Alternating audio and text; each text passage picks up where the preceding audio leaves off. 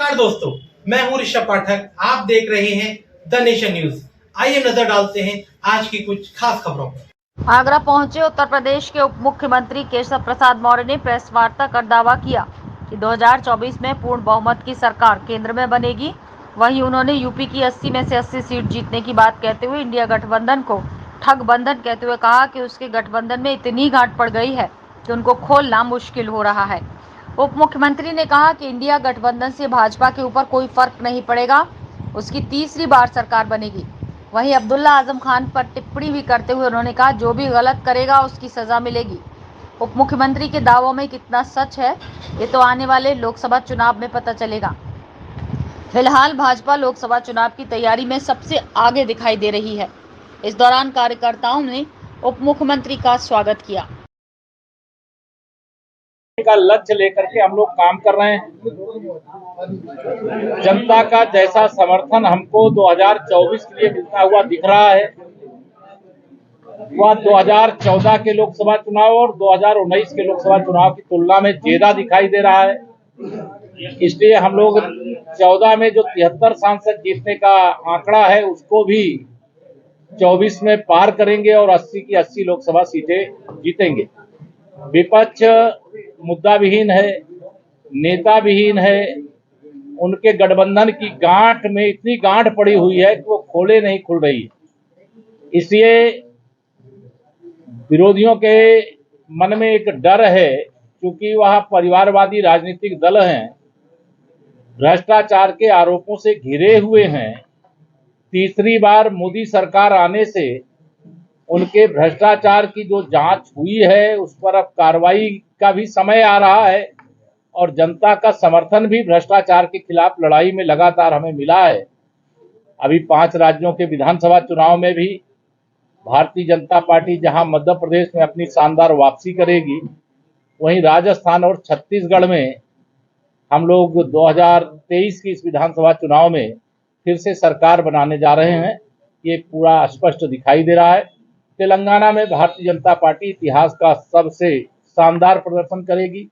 मिजोरम में भी भारतीय जनता पार्टी मजबूती से चुनाव लड़ रही जी। जातीय जनगणना की बात की जा रही, विपक्ष लगातार कह रहा है कि जातीय जनगणना कराई जाएगी, क्या मानना है? देखिए, जाति जनगणना के खिलाफ भारतीय जनता पार्टी नहीं है, लेकिन जो जाति जनगणना कराने की बात कर रहे हैं उनका शुद्ध रूप से चुनाव के समय एक सिगुफा है। ऐसा एक तरह से वह शस्त्र लेकर के आने की कोशिश कर रहे हैं जिसमें धार ही नहीं है। जब यह सत्ता में थे तब इन लोगों ने कुछ किया नहीं, जब सत्ता में नहीं है, 2024 का लोकसभा चुनाव सामने है, तब इन्हें पिछड़े वर्ग की याद आएगी, फिर अनुसूचित वर्ग की याद आएगी, उसके बाद अनुसूचित जनजाति वर्ग की याद आएगी, फिर गरीबों की याद आएगी, फिर महिलाओं की याद आएगी। लेकिन इनकी नीयत खराब है, ये किसी के सगे नहीं है। जब सत्ता में थे किसी का ध्यान नहीं रखा, जब सत्ता से बेदखल हो गए तब इस प्रकार के यह विषय उठा रहे जिसे जनता नकार चुकी है। सर, आजम खान के बेटे हैं अब्दुल्ला आजम, 2 जन्म प्रमाण पत्र की बात बता रहे हैं, तो कितना सही है आप लोग पता करिए।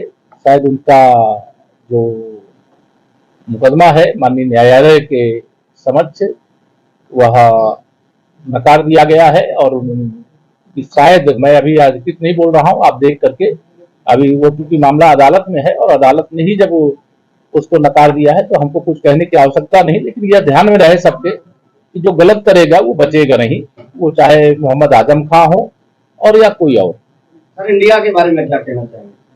इंडिया के बारे में यही कहूंगा कि भारत इस समय प्रगति के पथ पर आगे बढ़ रहा है। इंडिया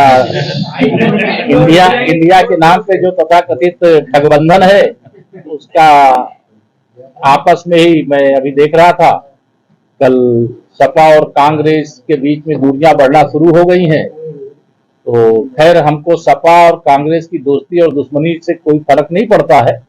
यह सारे लोग 2019 में मिलकर के भाजपा के खिलाफ लड़ चुके हैं और भाजपा उस समय भी जबरदस्त प्रदर्शन किया है और देश में हम 300 से अधिक अकेले भाजपा के सांसद जीते थे और यह आंकड़ा 2024 में बढ़ेगा और 2019 से भी बड़ी विजय लोकसभा में प्राप्त करेंगे। धन्यवाद।